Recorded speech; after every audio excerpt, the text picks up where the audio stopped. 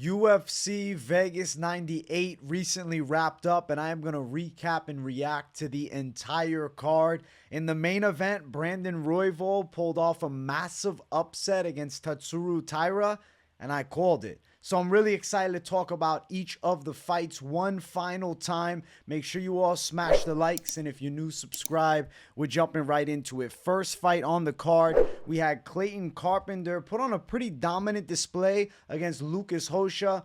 I feel like Carpenter's a pretty blue chip prospect. Dude's a beast of a wrestler, relentless pressure, really strong submission skills. What else is there in a prospect that's only 28? I mean, he beats another good prospect who was 17-1 coming in Lucas Rocha, and a Contender Series winner too. And Carpenter just gave him a one-sided beatdown for the most part with the takedowns, the control, beating him up, and then rear naked choking him. I feel like Carpenter's got a ton of potential. His win on Contender Series was against Edgar Chairez, who's a decent enough UFC flyweight right now. And I think that he's only going to get better from here. So I will be 1000% tuning in to Clayton Carpenter with a close eye because he seems to have a lot of promise. He's at a good gym, MMA lab. I anticipate that he can make, I don't know about a run towards the title or anything just yet, but definitely could be a guy we see in the top 15. I don't know, kind of Drew Dober vibes a little bit, different style for sure, but gives like a pressure-based energy where he's looking to fuck people up, and definitely somebody to keep an eye on at 125. Like the prospect, like the W, good fight, good win. Carpenter starting it off right. Let's keep running. Next fight on the card, it was Cody Haddon versus Dan Argueta. Cody Haddon looked good against Dan. He was able to deal with the pressure wrestling, outstrike him, and even have successful grappling moments in his own right. Argueta just didn't have the striking really to deal with Haddon and didn't have a big enough wrestling advantage to make a vast difference. Haddon was able to land better shots. Haddon was able to actually fare pretty well on the ground with Dan Argueta and win a hard-fought 3-round fight. I mean, it was fairly competitive. They went back and forth. It was definitely Haddon's fight. He was, way ahead, but Argueta showed guts. He still was sitting in there until the very end, but Cody Haddon just too clean with it. Striking's too good. Grappling threats too real. Well-roundedness at only 26. Cody Haddon has a crazy, crazy high ceiling. He's at bantamweight, which we all know is a super stacked weight class, but Cody Haddon seems like a promising Australian talent, and he proved to me he can deal with a pressure wrestler like Argueta, and in a UFC debut, beating a guy like Dan Argueta, I think is pretty damn impressive. Haddon's a solid prospect. Like I said about Clayton Carpenter, another blue chip prospect that showed out on this card, and shit, they weren't the only ones. We're going to keep running. Cody Haddon, nice win in a hard fight with Dan Argueta, and Argueta missed weight too, so shit. Argueta might be getting cut because of that weight miss. I won't lie to you. I wouldn't be shocked, but because it was still an entertaining fight, I think they'll keep him around for at least one more. Next up, ladies went after it. Julia Polastri, Cory McKenna. I said it all week. Polastri is muscular and jacked, and Cory McKenna has more of like the skinny, fat, chubby build. In some women, there's more athletic potential, and that's simply what Polastri has. She's got one of those Brazilian physiques, bro. You see these girls, they got cut delts, they got muscular backs, they got good athleticism and strength, and she was able to beat Cory McKenna in a pretty competitive fight. I definitely thought Polastri deserved the win at the end of it. McKenna had some moments, but Polastri could outdog her, could outmuscle her, hits harder, kicks harder. Pretty much every aspect I favored towards Polastri, aside from like McKenna has pretty damn good techniques with everything. So she made it relatively competitive based upon her skill set, but she was at a massive disadvantage in physicality and just natural athleticism. And then on top of that, Polastri's got the dog mentality too. And Polastri, to me, deserved that. I know a lot of split decisions on this card, but the right winner at the end of it was Psycho Polastri. Listen, Psycho versus Poppins, I'm going with the Psycho. I'm going with the serial killer Psycho. I'm not going with Mary Poppins, sucking on lollipops and shit. The nickname needs to go for Cory McKenna. We need to come up with something more badass. I don't like the fun nickname. Psycho's very fitting for Polastri because she seems like a fucking nutcase savage. And I think she's a pretty good prospect. Both girls young, but Polastri is actually looking good. Her debut, she was close with Knutson, who was supposed to walk right through her. And now she gets a hard-fought win over Cory McKenna, who's a vet in the UFC. I like where Polastri's going with this, and she seems like an exciting Brazilian to watch. Nice win. Next fight on the card, Junior Tafa versus Sharaf. Now, this fight, we can have a field day talking about. This one's an in-depth talk. So, round number one, Tafa and Sharaf are having good striking exchanges, but Sharaf is actually finding some success, and he's making Tafa uncomfortable, but Tafa hit him with some clean shots for sure, and Sharaf actually got really close on a couple takedown attempts, and Tafa clearly grabbed the damn cage twice, which is why he wasn't taken down for Sharaf. And Tafa didn't get a point deduction because of it. The referee says timeout and says, hey, you grab it again, then you're in trouble, but I'm giving you one more. I think he should have taken a point. Now, doesn't matter because regardless, this fight ended inside of the distance, so whatever. But Sharaf did get screwed by Tafa grabbing that damn cage when he seemed super close on getting these takedowns. Now, as we finish out the first round, it looks like Tafa's dead. Sharaf gets on top. He's dropping ground and pound. He finishes from mount.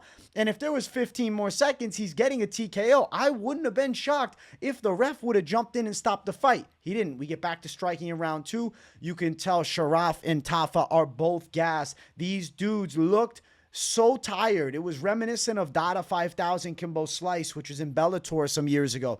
Dudes are completely dead. Tafa had a bit more steam, landed some cleaner shots, rocked Sharaf a bit, and then the ref jumps in and stops the fight. Sharaf gets finished off. Gutsy fight for him. I mean, debuting against Tafa on a few days' notice. Not a horrible look. Which I think was a horrible look is the fact that Tafa was absolutely exhausted after 7 minutes of fighting. I mean, he was tired after 4 minutes. These guys gassed. At the end of the first round, both guys were dead, which definitely isn't a good look moving forward, man. I don't know. Tafa's gas tank looked worse than ever before. I don't know what he's doing. He needs to up that strength and conditioning. He's talked about this run at at 205, dropping down from, heavyweight. I think light heavyweight's the move, and he's got to take strength and conditioning serious because the gas tank was abysmal. For Sharaf, it's actually more forgivable because he took the fight on 4 days notice? Wednesday, Thursday, Friday, not even. 3.5 days? It's a little different. Tafa was coming in with the camp, supposed to be coming in ready. He had more time to prepare, and he looked gassed out. It seemed like Chris Barnett might have had a chance against him. I think that Sharaf gets kept on the roster, and he's a fun style, but right now he's Mr. One-Round Gas Tank, and then for Tafa, he's also Mr. One-Round Gas Tank, but a little more steam in his punches late. Ultimately, the cage grabs were big factors in this fight, and sad to see that affected because Sharaf might have finished Tafa on the ground because he seemed to have a big advantage on the ground. And when he did get on top at the end of that first round, he was dropping heavy ground and pound. If it was 3 minutes earlier, he might have got a TKO on the floor. Tafa survives with a knockout win, but definitely a fight that was too close for comfort for him. Next fight on the card, Themba Gorimbo versus Niko Price. In what was the UFC's attempt to give Themba Gorimbo the showcase, okay? The way Gorimbo started this fight, I feel like somebody whispered in his ear, hey, go out and put it on this kid. Show him some of your striking. That's going to be better for your stock. And Gorimbo tried in round one, but Niko Price is not a guy you can just run over in the striking. Round one, Gorimbo still successful with some wrestling, landed some big shots. Round two, Price had some moments, but it was definitely still Gorimbo's round. And then round three was just wrestling dominance. I said it all week, That burp's dedicated to Niko. Listen, I said it all week. Niko Price is talented. Niko Price likes a good fight. Themba Gorimbo is a way more dedicated athlete. He's training at Extreme Couture. He's trying to become the best mixed martial artist possible because I think he truly believes he can make a run towards the top. Now, he beats Niko Price 30-27 in a very Themba Gorimbo type of fight. Embraced the grind, wrestling, pressure, and control. Tried to have some big striking moments, but couldn't put Price away. And then as he's getting takedown stuffed in round two, he's looking a little clunky on the feet. At some point, Themba Gorimbo's getting dusted, but it ain't yet. He was able to handle Niko Price as many of us predicted he would, and he pulls through with a rather dominant win and a lopsided 30-27 on all three judges' scorecards.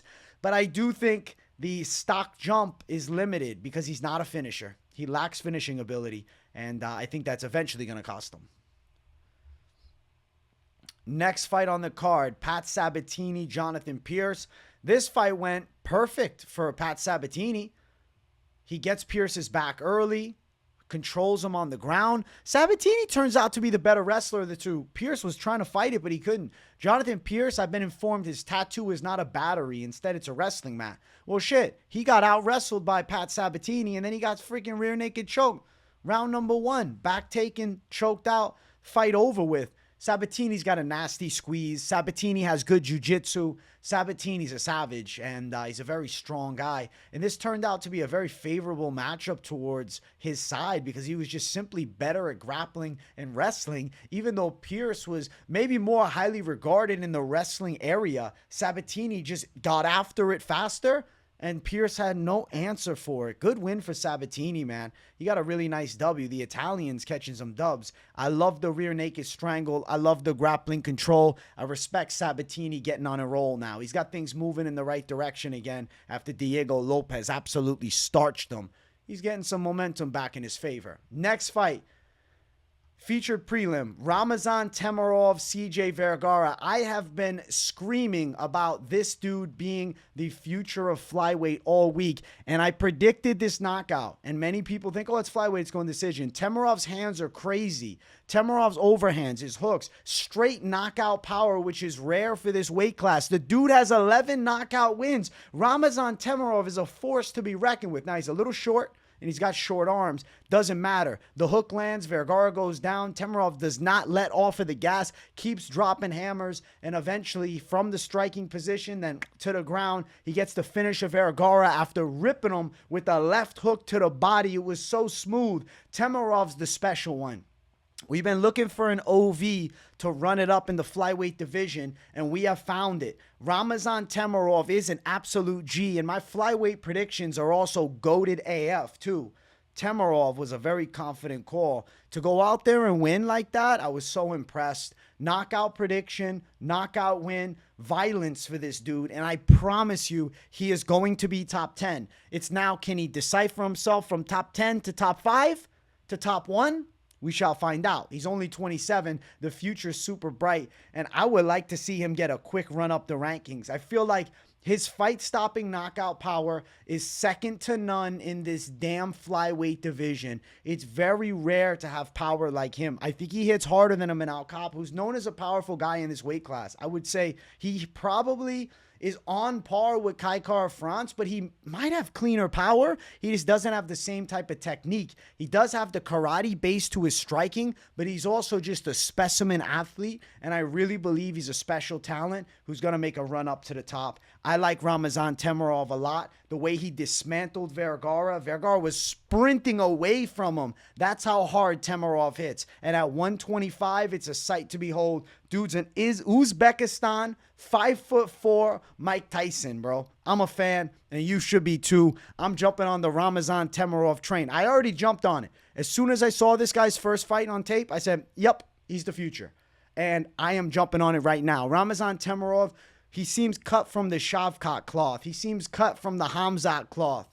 He seems to be special. And I'm going to be very excited to watch more of his fights. And I hope he fights one more time this year. Let's turn him around and bring him back in December, because this fight was quick. He got a knockout in 2 minutes, 50 seconds. He said he's ready to go against anybody. Bring him back ASAP. I'm interested as fuck. Dude's a savage.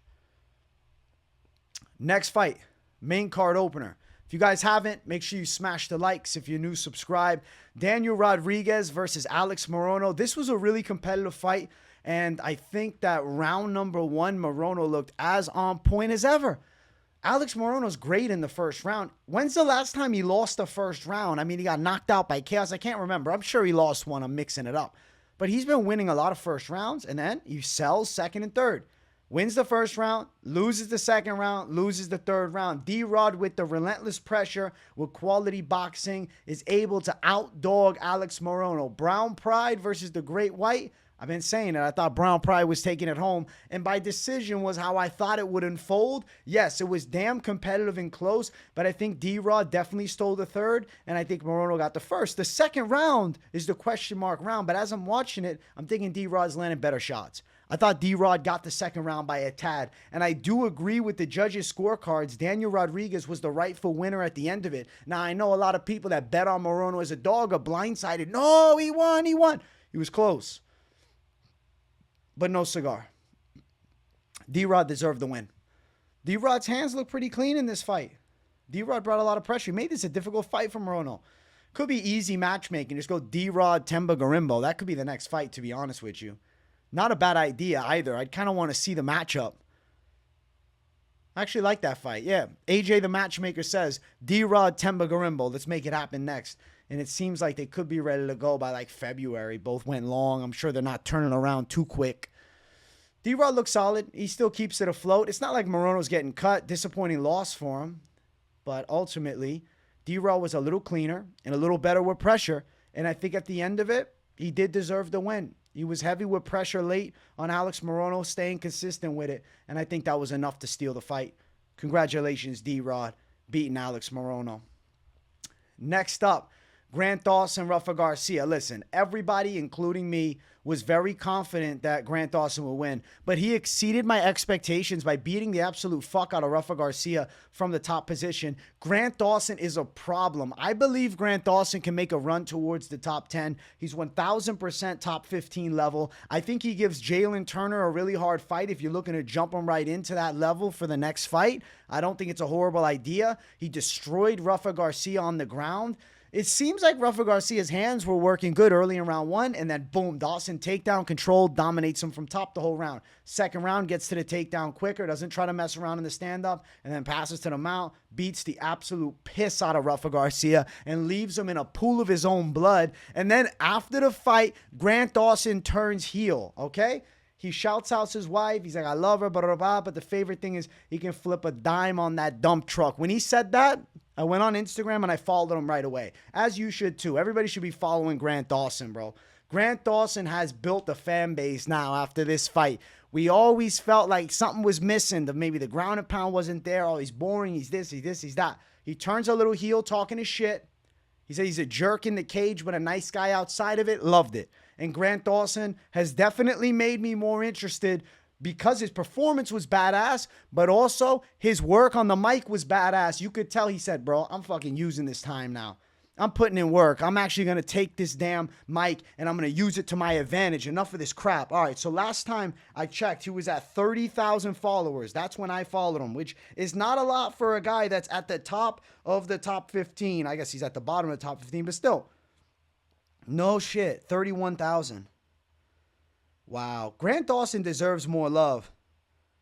Grant Dawson deserves more followers, bro. What do you think? Guys, let me know in the comments if you think I should bring Grant Dawson on the show so we can try and, you know, at least bring the MMA experts army on Team Dawson, because I think we got to start backing him.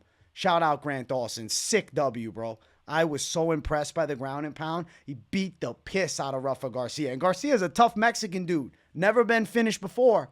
Dawson made it look easy. Badass performance. Put some respect on the motherfucking name. Next fight. Chidi, Bang Bang, Njokuani versus Jared Gooden. So, besides the fact Gooden missed weight, also, quick roast. What the hell was Dominic Cruz talking about? Well, Gooden wants to be backed up against the cage and get knee to the body 50 times per round. He wanted that. He wanted to stay there. He didn't want to strike from range. He wanted to survive. I don't. That's horrible advice. I mean, if that's true, then Gooden's not trying to win fights. So, Chidi and Njokuani pretty much won the vast majority of this fight, backing Jared Gooden up against the cage and beating him up in the clinch. Not Mario Batista style, where you just hold and close your eyes. He's actually throwing strikes and trying to finish the fight from there. Njokuani looked clean inside of that tie clinch. He looked clean in the single collar. He looked clean in the over-under. He was ripping the body, and Jared Gooden was getting worn down. Round 3, Gooden landed a takedown, didn't do too much with it.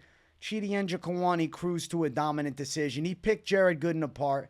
He was solid in the striking. There was some moments he rocked Gooden a bit with a knee up the center as Gooden like dipped low, but it wasn't a fight-stopping shot. You could tell Gooden was really clunky and uncomfortable in the boxing range. He didn't want to sit and mix it up with Njokuani, the damn Muay Thai expert from the outside. Shout out to the Muay Thai expert, Bang Bang Njokuani himself.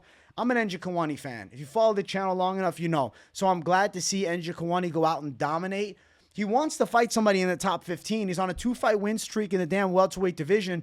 It's not a horrible idea that he gets a big fight. I don't know about top 15, but he's getting closer to it. I'm still interested in seeing him versus Kevin Holland, though. It'd be a cool clash of styles. 2 freakishly tall welterweights. Kevin, cut that damn weight. Let's get you back to 170. You're making a career mistake staying up, trying to fight at 185. Those dudes are too big for him. So I think Njokuani Holland is something to look out for.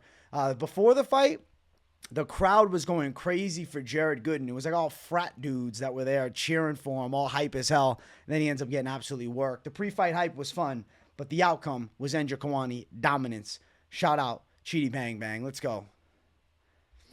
Next fight on the card, it brought us to our co-main event of the evening, Jun Young Park versus Brad Tavares. And by golly, this was a sweaty one, okay? Round number 1, Park is getting outstruck. He gets dropped by Brad Tavares, and things look bad. He's trying to keep pressuring Tavares with the strikes, but he's getting caught. He clearly lost the first round, and even though he was throwing heat back, Tavares was landing good shots. Round 2, Park striking a bit better with Tavares, looking a little cleaner, but still eating some big punches to the face, but he's working a nice jab now. He's finding his range. He's trying to wrestle a bit with Tavares, but there was no option of takedowns because Tavares' hips are incredible in round number 2. Round 3, Park's working that jab more. Park's starting to take the fight over. I gave him round 2, and then the wrestling finally works, gets Brad Tavares down against the cage, controls him for the remainder of the fight from top position, working a bit of ground and pound, and he takes home a well-deserved 29-28. Another damn split decision, which had me sweating my ass off because 1,000% it was Park's fight. He got the second and third round. Yes, he lost round 1, but 2 and 3, Park for sure. He outstruck him a bit in round number 2, landed the cleaner shots in a competitive second round, but did some damage to Tavares. And round 3, absolutely bodied him in grappling. The Iron Turtle folklore continues, okay? The cult of the Iron Turtle will consistently move forward, but where does he go from here? Well, you can't give him too far of a jump up in the rankings, but he's definitely closing in towards the guys in the top 15. I do think he's eventually going to get stalled out and stopped by one of the top-level gatekeepers. Off the top of my head, I don't have a fight for him or anything, but thinking of that weight class, I guess I should just quickly glance it because I'm curious to see if there's anybody in the top 15 that I favor him against. I don't love the idea of him fighting these top guys. He's a fun style, but he's not going to fare well. I mean, is Chris Curtis booked? I swear I thought he was booked. Says he's not, but he might be. Pereira fighting Hernandez. Obviously, Hamzat fighting against Whitaker. He's not fighting Paulo Costa. You know what? In a perfect world, though, Paulo Costa shouldn't even be ranked, and him and Iron Turtle should throw down. That'd be kind of a cool fight, but Costa's not going to get a fight that far outside of the rankings. So we'll see what's next for Iron Turtle, but still grinds out a hard-fought win. Competitive fight with Tavares, but I do think he's the one that should have got his hand raised at the end, and he looked pretty solid with that jab and then wrestling late. Good win for him.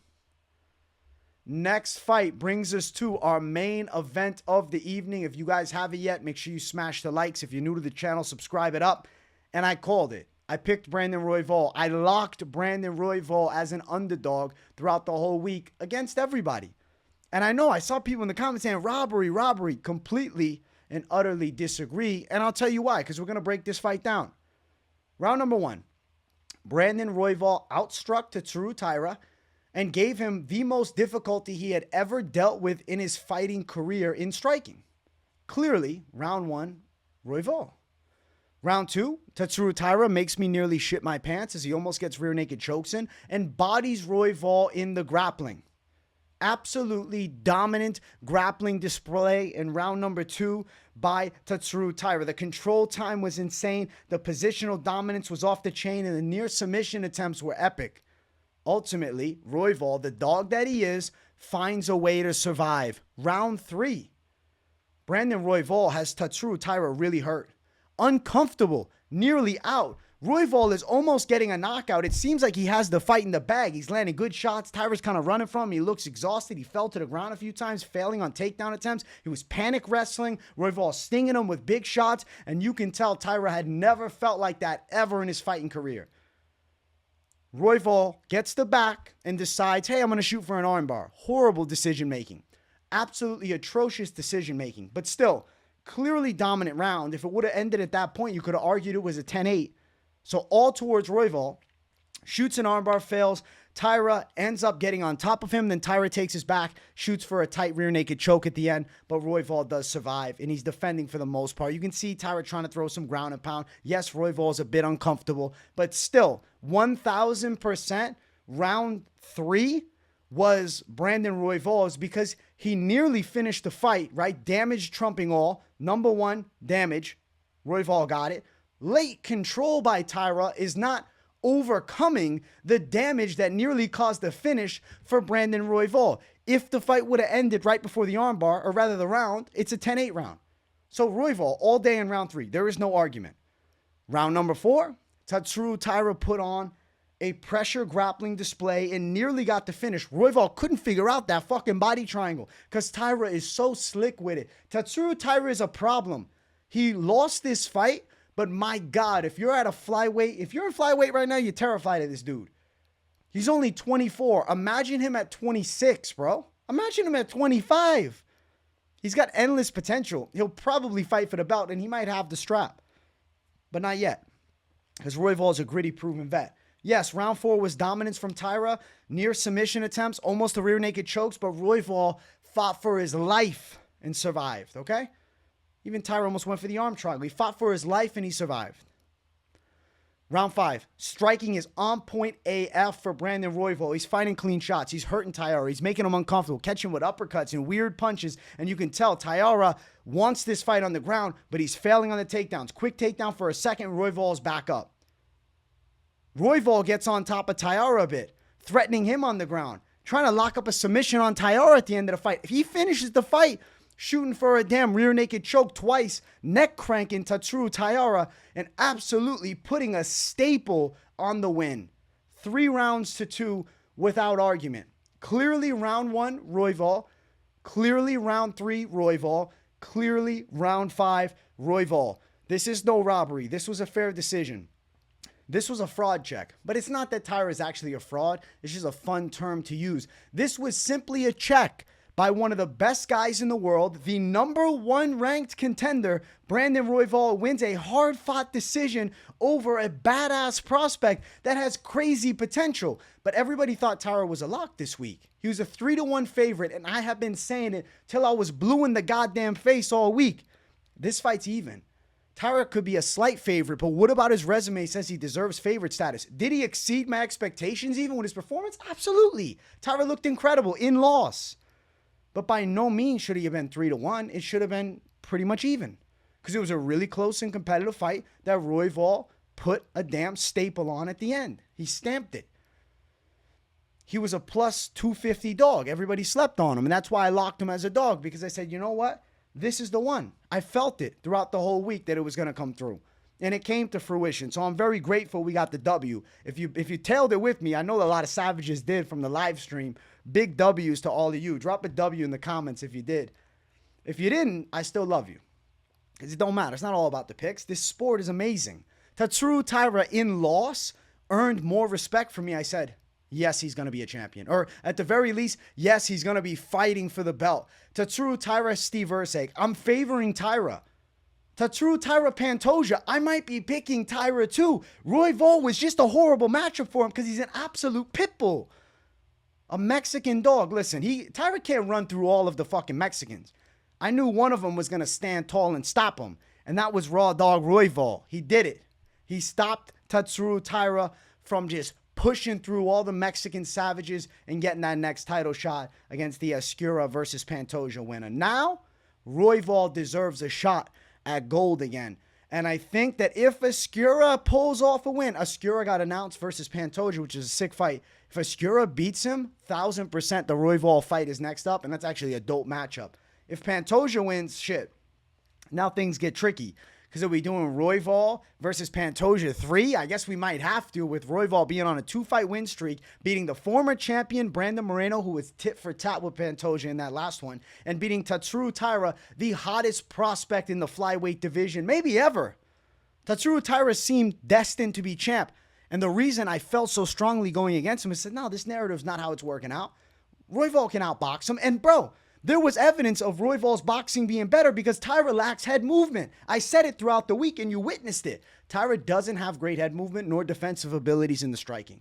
He has epic wrestling and epic back takes and control, but he needs to work on his slickness in the stand-up. He needs to get that head moving a bit because he absorbs so many punches. He's got a good chin, but also Royval's not the heaviest-handed guy. This is a crazy comparison, but if Temirov from the prelims lands a big overhand on Taira, he might be going down and out. And that's why I think Temirov's a problem. Keep your eye on Temirov. I'm telling you, he's making a run up the ranks. Taira's a great prospect, and he'll eventually get there, but Royval at 32 is in his absolute fighting prime and wasn't going to let Taira take it over him and send him back.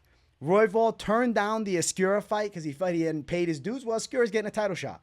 And I think the Escura-Royval fight, assuming that Escura pulls off a massive win against Pantoja, the current champ, that is one of the most dope flyweight fights I can imagine.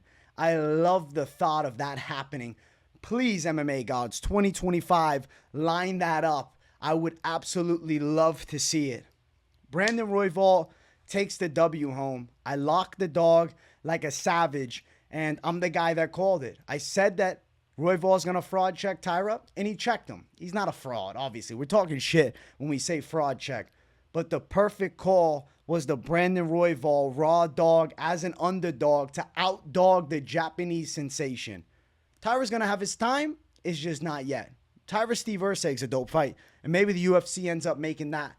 I was so happy to get the W. If you watched the live stream, you know I was going crazy with my reaction. This was dope, and I was nervous when I heard split decision. I'm like, don't rob me. Don't rob me. They robbed me last week with Aldo as the dog lock. This week, we get it done with Royval as the dog lock. Sweaty, but came through with the savage W. And I'm super grateful. I really am. And I appreciate everybody for hyping me up on that damn live stream. It was so lit. The stream went crazy earlier today. Raw Dog Royval sends Tatsuro Taira back in a good back and forth. And if you were thinking maybe it was a robbery, I hope you hear my words and you can see the right side was Royval winning. And that's why he did get the W. He landed a ton of significant strikes. But again, everything is round by round. 1, 3, 5. Royval without argument. Big W for him. And even in loss, I think a stock jump for Taira. Maybe for the casuals, no, oh, he lost to Royval. He's a fraud. He's this, he's that. I can talk my shit, but I'm not a casual. I'm a hardcore of hardcores beyond hardcores, really. I think that Taira's awesome. I think Tatsuro Taira's great. Taira earned more respect from me in loss, but people are misled because they don't respect Royval because for whatever reason the UFC hasn't given him the proper push. And I think people overlook his Morono win and his competitive rematch with Pantoja last time. And then seeing the odds, oh, well, he was supposed to be minus 300. Fuck the odds sometimes. It's about the fight. And that's why Royval was the dog lock, because I thought this was an even Stevens type of fight. And Royval pulled through with a massive win against an unproven savage who proved himself savage after the fight. In loss, Taira gained a ton. Royval for the title again. Epic main event. Very happy I got to witness it. Shout out both guys for putting it on the line in an absolutely legendary fight. Some of the most entertaining grappling exchanges, really fun striking exchanges. Dope fight in 2024. I absolutely loved it. One of the best fights of the year. One of the best main events of the year for sure.